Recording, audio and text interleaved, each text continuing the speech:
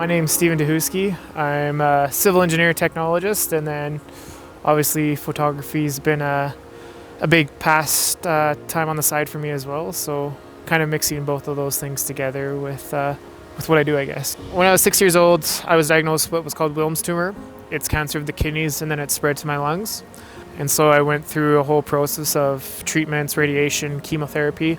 Is, I think, a major push to me of why I do these things and like enjoy the outdoors, enjoy sports, enjoy photography. I think it's influenced me greatly. Being a cancer survivor and going through that as traumatic as it was when I was a little kid and hard as it was, I think it's definitely shaped me as who I am now and enjoying what I do and trying to seize the moment for everything I do, right? So when I graduated high school, I moved out to BC, Vancouver area to pursue a professional athlete lifestyle. I rode mountain bikes professionally when I was 18 till about 23, and I was always in front of the camera during that time, and I just always was wowed with like what people could capture. So I think that kind of inspired me to pick up a camera later on in my life, and I think that's really where it all began for me. It was the whole process of planning and shooting, and then the final product and how it all came together. So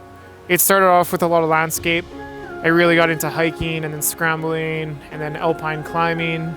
I'm an avid skier as well, so all those things I think have influenced what I like to shoot, and I try to incorporate my shots, and I really just like capturing like one-off wow moments, and it's sometimes like I said, enemy in disguise, you could say, because you're always trying to look for that perfect moment or that wow moment, and you might miss some things. But yeah, I like just the scale, and the mountains that we have here provide such great views and big perspectives as well, which I really enjoy.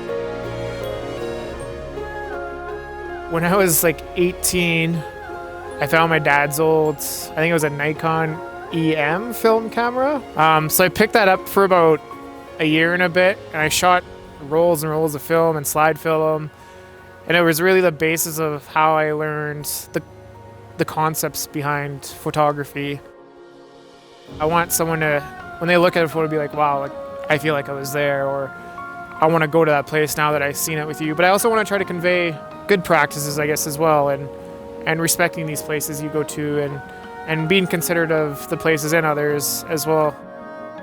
I currently shoot with the Sony mirrorless system, just on a A7 II right now, and then a mix of Sony and Canon lenses because I came from a Canon background. Sony, I think, by hands down, is the most adaptable product on the market right now, and it allows me to have a well-rounded camera for shooting in so many conditions, in low light, bad weather. They're small, compact, and they're easy to pack. So yeah, I really enjoyed it, and I don't think I will switch anytime soon. So favorite photo, I think there's probably a handful that I have. I have a shot of a friend and myself in an ice cave that was around in Alberta here 2 years ago. And then I've had a few sunrise hikes where we've slept close to summit and then woken up early to summit and watched the sunrise, and those have been pretty spectacular as well. So I had a really good mentor and a really good friend that taught me the bells and whistles and everything of digital photography and the whole technical side. And it was a super good learning base, but sometimes myself, I got too caught up in it. Let your mind roam, and what you showcase and what you think is good to yourself is probably the best thing you can do, right? So